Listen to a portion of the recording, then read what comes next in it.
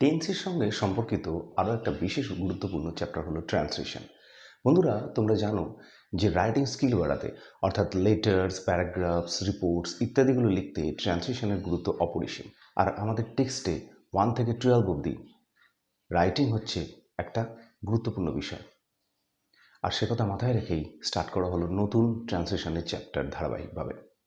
যে সমস্ত বন্ধুরা আমার টেন্সের পরে ভিডিওগুলো এখনও দেখোনি তাদের কাছে রিকোয়েস্ট করছি যে তারা যেন ডেসক্রিপশন থেকে লিঙ্কসগুলোকে নিয়ে টেন্সের ভিডিওগুলো একবার দেখে, তাহলে তাদের এই ট্রান্সলেশন চ্যাপ্টারগুলো বুঝতে সুবিধে হবে।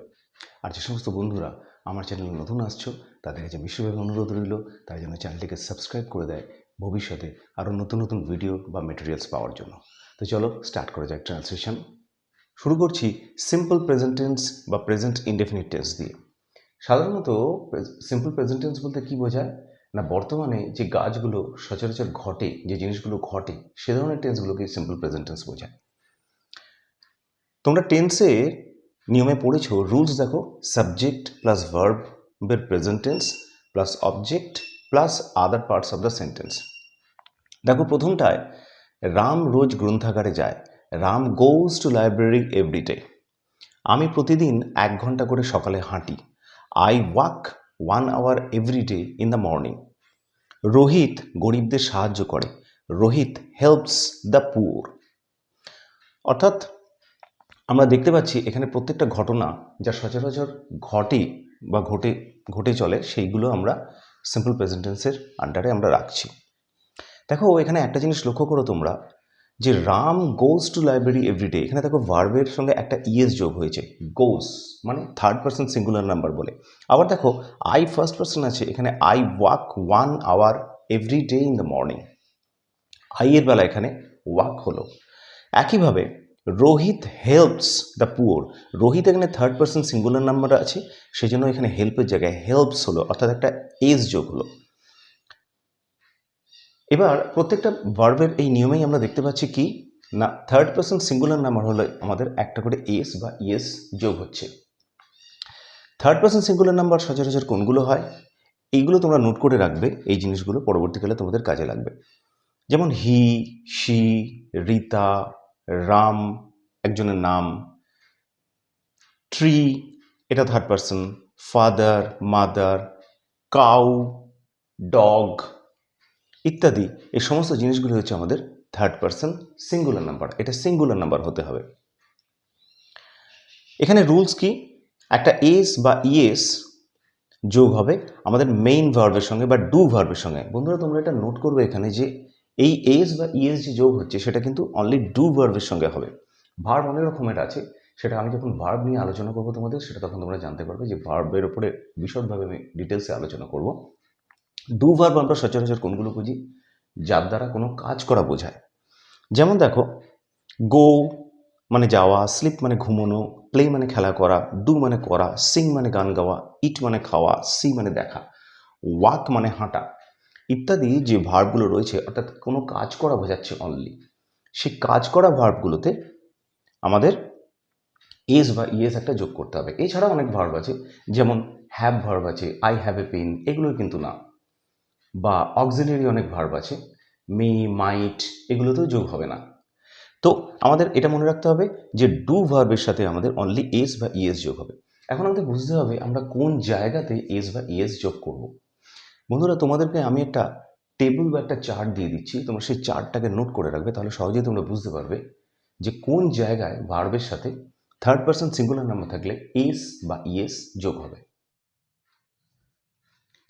এই টেবিলটার মধ্যে কোথায় এস বা ইএস যোগ হবে সেটার নিয়মগুলো দেওয়া আছে। ভাওয়েল কাকে বলে আমরা জানি, ইংরেজিতে ভাওয়েল 5টা হয়, এ, ই, আই, ও আর ইউ, আর বাকিগুলোকে বলা হয় কনসোন্যান্ট। এবার দেখো এই টেবিলটাতে আমার কোথায় এস বা ইএস যোগ হবে সেই নিয়মগুলো লেখা আছে। ভার্ব এন্ডিং উইথ এর মানে হচ্ছে যে ভার্বগুলো শেষ হচ্ছে এই অক্ষরটা দিয়ে, আর অ্যাড মানে কি যোগ করতে হবে। এন্ডিং উইথ ও, যদি ও দিয়ে শেষ হয় তাহলে অ্যাড ইএস, আমাদের সেইগুলোতে ইএস যোগ করতে হবে। যেমন গো থেকে গোজ, ডু থেকে ডাজ ইত্যাদি। নাম্বার 2, এন্ডিং উইথ এস অথবা এসএইচ অথবা সিএইচ অথবা এক্স অথবা জেড এইগুলো দিয়ে যদি শেষ হয় তাহলে আমাদের অ্যাড করতে হবে ইএস, যেমন মিস থেকে মিসেস, ক্যাচ থেকে ক্যাচেস ইত্যাদি। Number 3, ending with W or Y if there is a vowel before W আর ওয়াই। যদি কোনো অক্ষর ডাব্লিউ বা ওয়াই দিয়ে শেষ হয় এবং তার আগে একটা ভাওয়েল থাকে তাহলে সেখানে আমাকে যোগ করতে হবে অনলি এস, যেমন সে থেকে সেইজ, নো থেকে নোজ ইত্যাদি।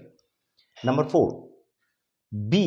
বি ভার্ব আমরা কোনগুলো জানি? আমরা বি ভার্ব জানি ইজ, আর, এগুলো হচ্ছে বি ভার্ব। আর হ্যাভ ভার্ব কি? হ্যাভ অথবা হ্যাজ, এইগুলো হচ্ছে হ্যাভ ভার্ব। এগুলো দেখো দে আর ইরেগুলার ভার্বস, তো এগুলো হচ্ছে ইরেগুলার ভার্বস, সুতরাং এগুলো ইরেগুলারলি ইউজ হবে এবং এর সাথে কোনো কিছু অ্যাড হবে না। Number 5, ending with Y and there is a consonant before Y. যদি কোনো ভার্ব ওয়াই দিয়ে শেষ হয় এবং তার আগে একটা কনসোনেন্ট থাকে, সেখানে ওয়াইটা উঠে গিয়ে আমার আইইএস যোগ হবে। যেমন এক্সাম্পল, ক্যারি থেকে ক্যারিজ, দেখো এখানে ওয়াই উঠে গেছে, ওয়াই উঠে গিয়ে আইইএস যোগ হয়েছে। Last number 6, only S is added in most of the all other verbs. বেশিরভাগ ভার্বের ক্ষেত্রে আমার কি হবে না এস যোগ হবে। নর্মালি যেমন অ্যাড থেকে অ্যাডস, অ্যাটেন্ড থেকে অ্যাটেন্ডস ইত্যাদি, এই ভার্বগুলোর সঙ্গে আমার বেশিরভাগগুলোর সাথে অনলি এস যোগ হয়ে যাবে। তো এই চার্টটা তোমরা নোট করে নেবে এবং এই চার্টটা তোমরা পড়লে বেসিক জিনিসগুলো কোথায় এস বা ইএস যোগ হবে সেগুলো তোমাদের তৈরি হবে। এখানে আরও কিছু এক্সাম্পল আছে, যেমন রিতা পরীক্ষার আগে খুব পরিশ্রম করে। Rita works hard before examination.